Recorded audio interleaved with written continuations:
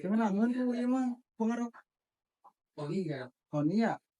Alhamdulillah guys, ini beres latihan. Saya sekalian ngejawab pertanyaan ini gatal banget ya dari kemarin. Kenapa sih suka sama TNI? Emang gaji TNI besar? Kita bahas ya. Sebelumnya saya izin menjawab ya, atau membantu menjawab. Gaji TNI itu berapa sih kok mau pada jadi ibu persit? Lucu. Sekarang lagi rame banget ya seliweran. Tapi nggak apa-apa, ini saya bantu jawab yang ini. Karena kayak gemes banget kalau udah bahas-bahas gaji. Jadi gini, kita menjadi seorang ibu persit itu bukan keinginan, tapi memang sudah berjodoh. Jangan ngambil jauh-jauh, saya ngambil contoh dari hidup saya sendiri. Saya pengen dulu tuh punya suami tuh pengusaha gitu. Pacaran juga sama pengusaha terus. Tapi disakitin mulu. Nah, untungnya saya ketemu sama yang sekarang menjadi suami saya yang begitu baik, orangnya lurus-lurus aja, jujur, sama keluarga bertanggung jawab, sama istri selalu diprioritaskan. Dan masa Allahnya dia seorang TNI. Jadi itu adalah jodoh.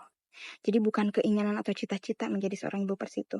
Tapi memang itu jodoh. Kita bahas gaji. Gaji tentara itu beda-beda. Sesuai golongan. Dari Tamtama, Bintara, Perwira tentu tidak sama. Saya ngambil contoh suami saya sendiri, seorang Tamtama yang berpangkat Praka, ya gajinya kalau buat orang yang tidak pandai bersyukur atau tidak bisa bersyukur mungkin kecil. Tapi buat saya, ya alhamdulillah banget. Kalau misalnya gaji suami saya diakumulasikan kurang lebih itu sekitar 6 juta 300 atau 6 juta 500 kalau nggak ada potongan ya. Tentara itu gajinya kecil. Tentara itu nggak ada duitnya, kan ada yang komen kayak gitu ya. Nah, mungkin kalau misalnya yang kurang atau kecil itu dia punya cicilan bank atau punya potongan bank, mungkin akan kurang dan tidak cukup gitu. Tapi kalau misalnya kalian tidak punya cicilan atau tidak punya apa tuh potongan bank itu ya mungkin menurut saya itu alhamdulillah banget dan bisa menabung malah gitu kan. Nah, sekarang gini, kenapa tentara itu kalau banyak duit banyak banget istrinya yang banting tulang kerja ataupun bikin usaha. Termasuk saya ya. Saya dulu kerja tapi sekarang tidak. Saya sekarang punya usaha sendiri. Kenapa seperti itu?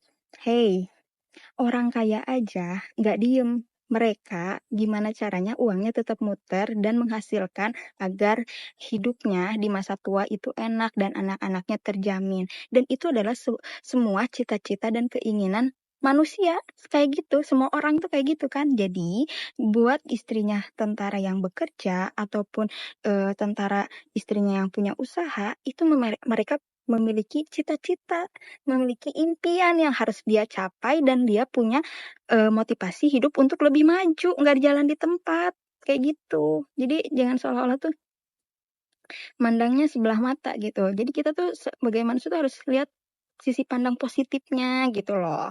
Gitu.